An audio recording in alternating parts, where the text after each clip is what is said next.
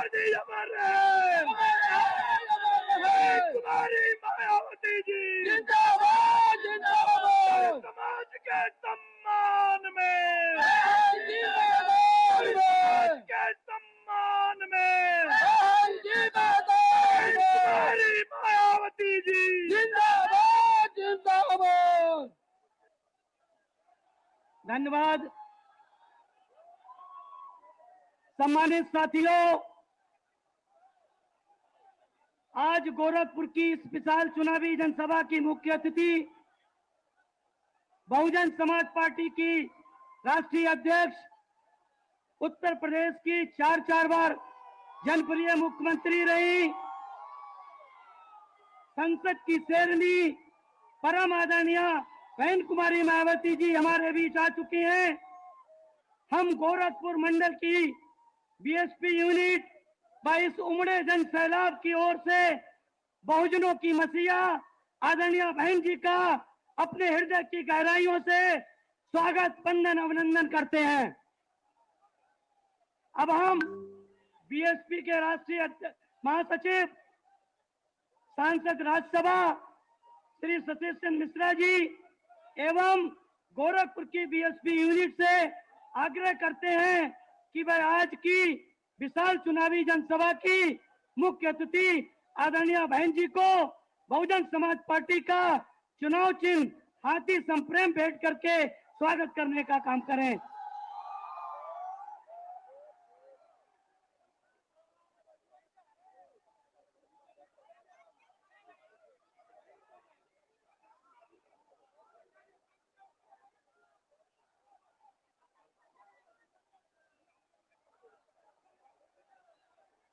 Bahujan Samaj party जिंदाबाद। बहन जी संघर्ष करो, हम आपके साथ हैं। और अब मैं ज्यादा समय न लेते हुए आज की चुनावी जनसभा की मुख्य अतिथि बीएसपी की राष्ट्रीय अध्यक्ष, करोड़ों करोड़ों उपेक्षित मजलूमों और सर्व समाज की जनप्रिय नेता, सामाजिक परिवर्तन की महानायिका आदरणीय बहन जी से विनम्र निवेदन करता हूं कि वो आए और इस उमड़े जन सैलाब को संबोधित करने की कृपा करें। आदरणीय बहन जी।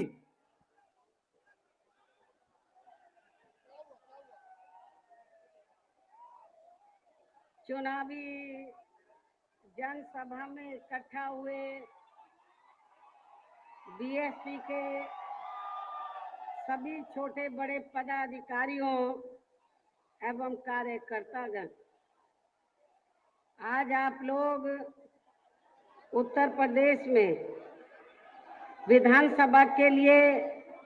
हो रहे आम चुनाव में कोरोना नियमों का पालन करते हुए अपनी पार्टी के गोरखपुर मंडल के सभी उम्मीदवारों के समर्थन में मुझे सुनने के लिए यहाँ लाखों लाखों की संख्या में इकट्ठा हुए हैं, तो उसके लिए मैं आप सभी लोगों का हार्दिक दिल से आभार प्रकट करती हूँ।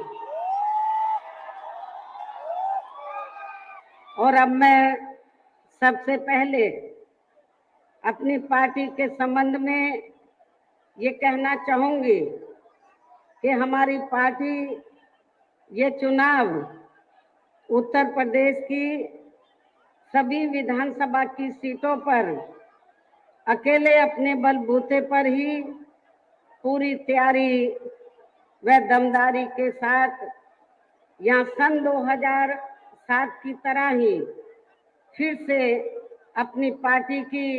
पूर्ण बहुमत की सरकार बनाने के लिए लड़ रही है, ताकि आपको वर्तमान में भाजपा के चल रहे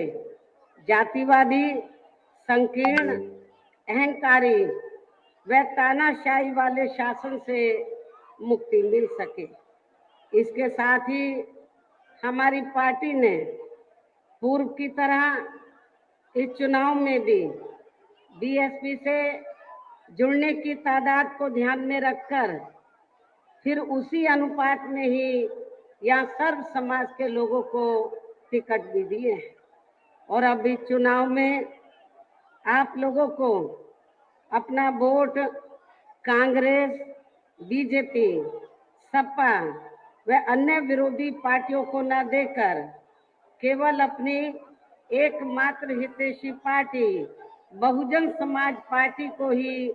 देना क्यों जरूरी है, इसे आप लोगों को समझना होगा। हालांकि इस संदर्भ में आप लोगों को ये मालूम है कि आजादी के बाद शुरू में काफी लंबे समय तक केंद्र व उत्तर प्रदेश सहित देश के अधिकांश राज्यों में भी कांग्रेस पार्टी की ही अकेले यहाँ सरकारें रही हैं, किंतु इनकी गलत नीतियों एवं गलत कार्य प्रणाली की वजह से ही अब ये पार्टी केंद्र व काफी राज्यों के साथ साथ यहाँ उत्तर प्रदेश की सत्ता से भी बाहर हो चुकी है। इसके साथ ही ये पार्टी जबरदस्त जातिवादी होने के कारण शुरू से ही हर मामले में खासकर यहाँ दलित, आदिवासी व अन्य पिछड़ा वर्ग विरोधी पार्टी भी रही है और अभी भी है, जिस कारण केंद्र में रही इस पार्टी की सरकार ने, कांग्रेस पार्टी की सरकार ने इन वर्गों के मसीहा व भारतीय संविधान के मूल निर्माता परम पूज्य बाबा साहब डॉक्टर भीमराव अंबेडकर को भारत रत्न की उपाधि से भी सम्मानित नहीं किया था, जिसके लिए वो हर प्रकार से पात्र भी थे। इतना ही नहीं बल्कि इनकी मूवमेंट को आगे बढ़ाने के लिए अपनी पूरी जिंदगी समर्पित करने वाले मान्यवर श्री कांशीराम जी के देहांत होने पर भी केंद्र में उस समय इसी कांग्रेस पार्टी की रही सरकार ने उनके सम्मान में एक दिन के लिए भी राष्ट्रीय शोक घोषित नहीं किया था, तथा न ही इस पार्टी की रही सरकार ने पिछड़े वर्ग की आरक्षण संबंधी मंडल कमीशन की रिपोर्ट को भी लागू किया था, जिससे फिर बीएसपी ने अपने कड़े संघर्ष व अथक प्रयासों से केंद्र में रही उस समय श्री बीपी सिंह की सरकार से ही लागू कराया था। साथ ही इसी सरकार में ही बाबा साहब डॉक्टर भीमराव अंबेडकर को भी भारत रत्न की उपाधि से सम्मानित किया गया था। लेकिन अब केंद्र व अधिकांश राज्यों की भी सत्ता से बाहर होने पर यही कांग्रेस पार्टी खासकर दलितों, आदिवासियों व अन्य पिछड़े वर्गों के वोटों की खातिर आए दिन किस्म किस्म की नाटकबाजी करती रहती है, जबकि इन वर्गों के व अन्य और मामलों में भी इस पार्टी की सच्चाई तो ये है कि कांग्रेस पार्टी जब सत्ता में आसीन होती है और इनके अच्छे दिन होते हैं तो तब इस पार्टी को इन वर्गों का विकास व उत्थान आदि याद नहीं आता है और ना ही इनको महिलाओं की भी भागीदारी याद आती है। इतना ही नहीं बल्कि इस पार्टी के बाद खासकर यहाँ सपा व बीजेपी आदि की बनी सरकार में भी यूपी की जनता अधिकांश मामलों में काफी ज्यादा दुखी रही है। सपा की सरकार में तो ज्यादातर यहाँ गुंडों, बदमाशों, माफियाओं, अराजक तत्वों व सरेआम लूट खसोट करने एवं दंगे फसाद आदि कराने वालों का ही राज रहा है, जिसकी खास वजह से ही इस सरकार में हमेशा यहाँ तनाव की स्थिति बनी रही है। प्रदेश में विकास के कार्य भी ज्यादातर यहाँ एक विशेष क्षेत्र व एक विशेष समुदाय के लोगों तक ही सीमित होकर रह गए हैं। खासकर दलितों व अति पिछड़े वर्गों के लोगों को हमारी सरकार ने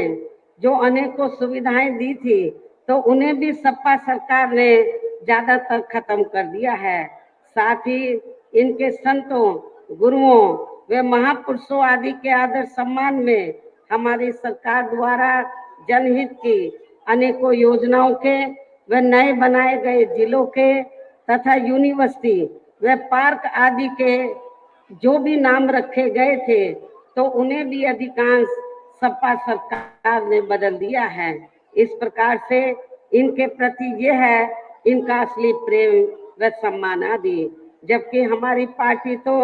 इन मामलों को लेकर ये भी सोचकर चल रही थी कि सपा सरकार के हटने के बाद शायद बीजेपी की सरकार सपा के इन फैसलों को जरूर बदल देगी, लेकिन ऐसा नहीं किया गया, जिससे सपा की तरह ही बीजेपी की सरकार की भी इन वर्गों के प्रति तथा इनके संतों, गुरुओं व महापुरुषों आदि के प्रति भी हीन व जातिवादी मानसिकता साफ झलकती है। इसलिए चुनाव में खासकर इन वर्गों के लोगों को सपा के साथ साथ बीजेपी को भी सत्ता में आने से जरूर रोकना है। इसी प्रकार भारतीय जनता पार्टी की सरकार की भी नीतियां व कार्यशैली अधिकांश यहाँ जातिवादी, पूंजीवादी एवं आरएसएस के संकीर्ण एजेंडे को ही लागू करने पर टिकी रही हैं, जिससे प्रभावित एवं शिकार हुए लोगों का इस सरकार में सही से विकास व उत्थान आदि नहीं हो सका है। साथ ही इनका हर स्तर पर काफी ज्यादा शोषण व उत्पीड़न आदि भी किया गया है। धर्म के नाम पर हमेशा यहाँ तनाव व नफरत आदि का वातावरण ही बना रहा है। प्रदेश में अपराध भी काफी ज्यादा बढ़े हैं, खासकर दलित, अकलियत व महिलाएं आदि भी इस सरकार में कतई भी सुरक्षित नहीं रही हैं, लेकिन मीडिया में इनके सही आंकड़ों को ज्यादातर दबा दिया जाता है। इसके अलावा प्रदेश में गरीबों, मजदूरों, बेरोजगारों व अन्य मेहनतकश लोगों के साथ साथ दलितों, आदिवासियों, पिछड़े वर्गों, मुस्लिम एवं अन्य धार्मिक अल्पसंख्यक समाज के लोगों के हित व कल्याण के लिए वर्षों से जो भी यहाँ सरकारी योजनाएं चल रही थी तो उनका भी इन्हें वर्तमान भाजपा सरकार में सही से पूरा लाभ नहीं मिल पा रहा है। साथ ही दलितों व पिछड़ों को भी अब आरक्षण का पूरा लाभ नहीं मिल पा रहा है, क्योंकि अभी सरकार में भी ज्यादातर सरकारी कार्य प्राइवेट सेक्टर के जरिए ही कराए जा रहे हैं, जिसमें इनके लिए आरक्षण की कोई भी व्यवस्था नहीं है। सरकारी नौकरियों में भी इनका आरक्षण का कोटा पूरा नहीं किया गया है। मुस्लिम व अन्य धार्मिक अल्पसंख्यक समाज के लोगों के साथ तो बीजेपी की सरकार में अधिकांश यहाँ सोतेला व पक्षपात वाला रवैया ही अपनाया गया है। विशेषकर मुस्लिम समाज तो इस सरकार में हर मामले में सबसे ज्यादा दुखी रहा है तथा हमेशा दहशत में रहा है। वह अपने आप को असुरक्षित भी महसूस करता रहा है। इतना ही नहीं बल्कि इस बार बीजेपी की सरकार में अपर कास्ट समाज में से विशेषकर प्रबुद्ध वर्ग में भी ब्राह्मण समाज हर मामले में अपने आप को काफी ज्यादा उपेक्षित महसूस करता रहा है। इसके अलावा इनकी गलत आर्थिक नीतियों के कारण यहाँ गरीबी, बेरोजगारी व महंगाई आदि भी काफी ज्यादा बढ़ी है। इसके साथ साथ उत्तर प्रदेश सहित पूरे देश के किसान भी केंद्र सरकार की गलत नीतियों के कारण काफी ज्यादा दुखी व परेशान रहे हैं और अभी भी हैं। साथ ही प्रदेश में बेरोजगार लोगों को रोजगार नहीं मिलने के कारण ही ज्यादातर इनको इस सरकार में भी वर्तमान बीजेपी की सरकार में भी पलायन करना पड़ा है। जबकि इस मामले में आप लोगों को ये मालूम है कि जब बीएसपी के नेतृत्व में 4 बार यूपी की सरकार बनी तो बीएसपी की आजादी के बाद ये पहली सरकार थी जिस सरकार में यहाँ पर गरीब और बेरोजगार लोगों को रोटी रोजी के लिए दूसरी पार्टियों की सरकारों की तरह वर्तमान भाजपा सरकार की तरह उनको अपना प्रदेश छोड़कर बाहर के प्रदेशों में नहीं जाना पड़ा है, बल्कि उनको बड़े पैमाने पर मेरी सरकार में यही रोटी रोजी के साधन मिले हैं। इतना ही नहीं, बल्कि जो लोग पलायन करके चले गए थे तो मेरी चारों हुकूमतों में वो लोग फिर से यहाँ वापस आ गए और उन्हें भी रोटी रोजी के बड़े पैमाने पर साधन मिले हैं। और मैं आप लोगों को ये विश्वास दिलाना चाहती हूँ कि इस बार जब बीएसपी के नेतृत्व में सरकार बनेगी तो फिर से आप लोगों को रोटी रोजी के साधन दिए जाएंगे। आपको पलायन करना नहीं पड़ेगा रोटी रोजी के लिए। इस प्रकार से इन सभी विरोधी पार्टियों की रही सरकारों में शुरू से यहाँ यूपी की जनता काफी ज्यादा दुखी व परेशान रही है। विशेषकर कोरोना महामारी के दौरान तो इन सभी की हालत और भी ज्यादा खराब हो गई है। ऐसे में इन सभी विरोधी पार्टियों की रही सरकारों से निजात पाने के लिए अब इस चुनाव में यहाँ प्रदेश की जनता को अपनी एकमात्र हितैषी पार्टी बहुजन समाज पार्टी की ही सरकार बनाना बहुत जरूरी है, जिसने अपने चारों रहे शासन काल के दौरान बिना पक्षपात व भेदभाव आदि के यहाँ कमजोर एवं उपेक्षित वर्गों के लोगों के साथ साथ सर्व समाज में से गरीबों, मजदूरों, बेरोजगारों, किसानों, व्यापारियों, कर्मचारियों, वकीलों एवं अन्य मेहनतकश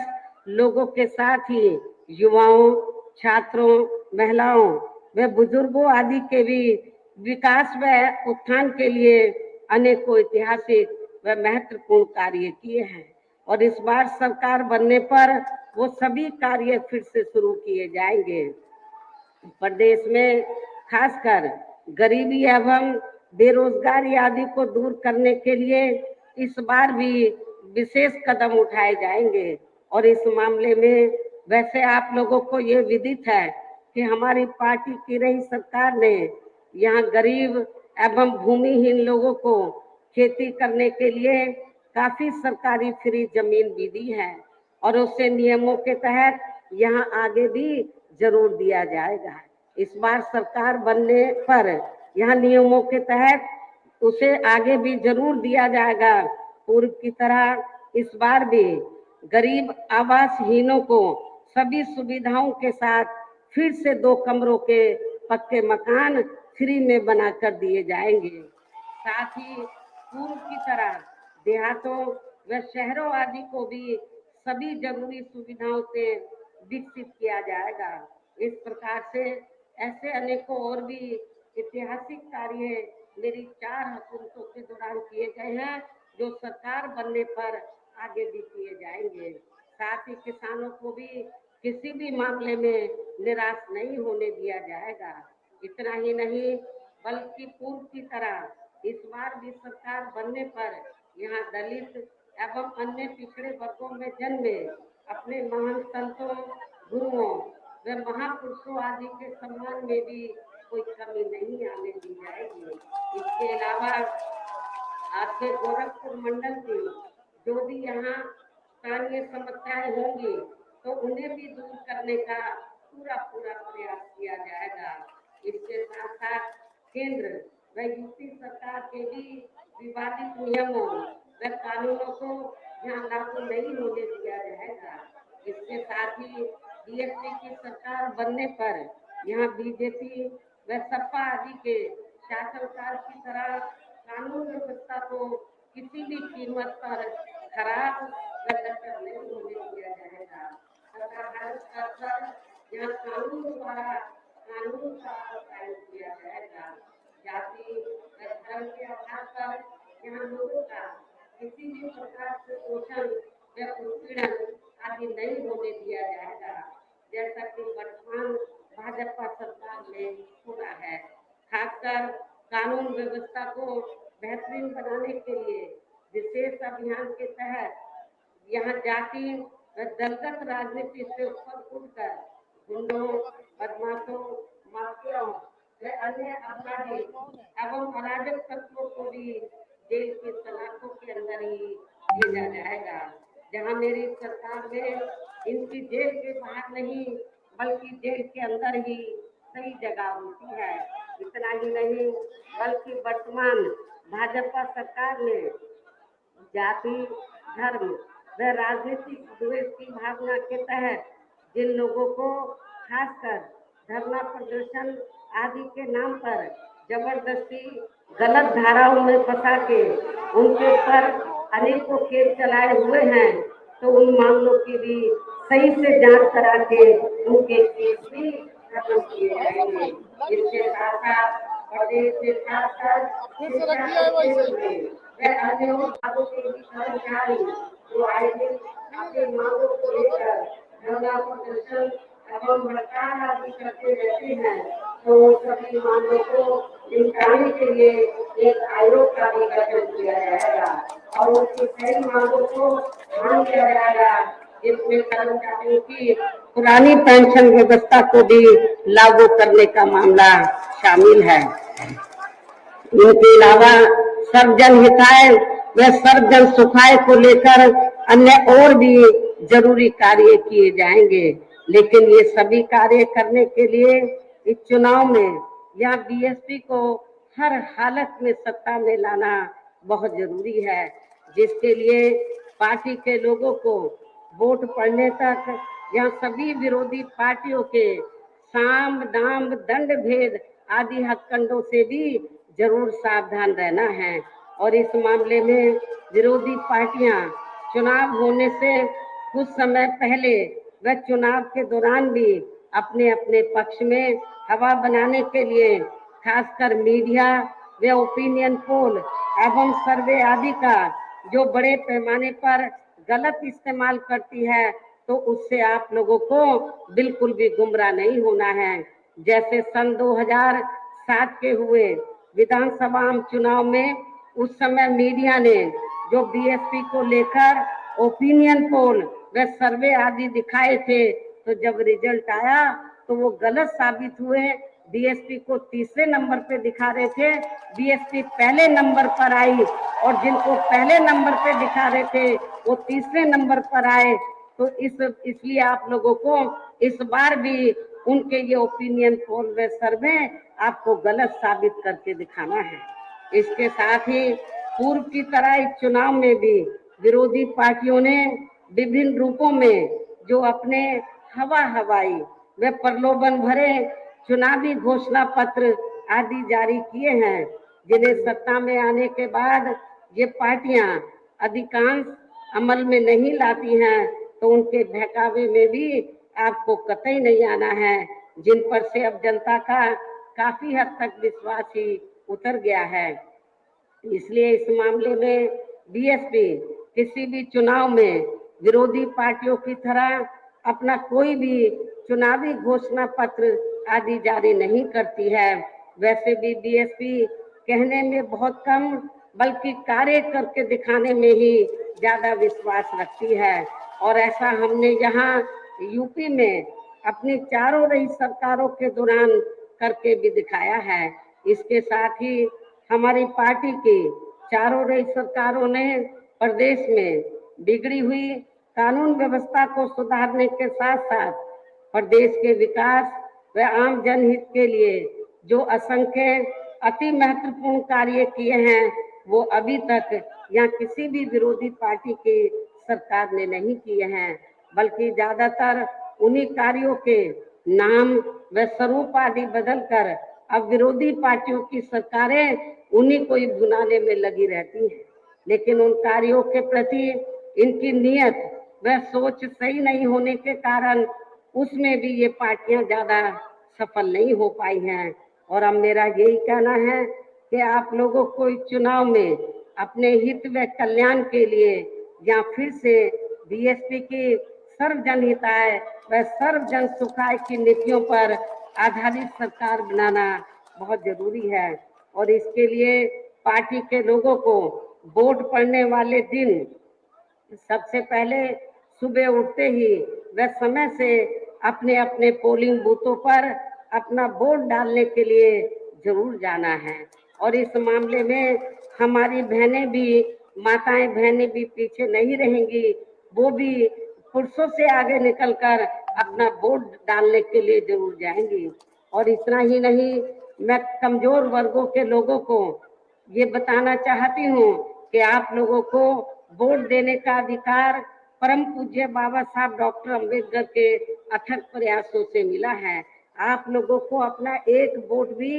ऐसा नहीं करने का कि एक वोट आप ना डाल सके, एक एक वोट आपको डालना है। तो जिसके लिए बाबा साहब डॉक्टर अंबेडकर ने काफी संघर्ष किया है, खास तौर से वीकर, वैसे तो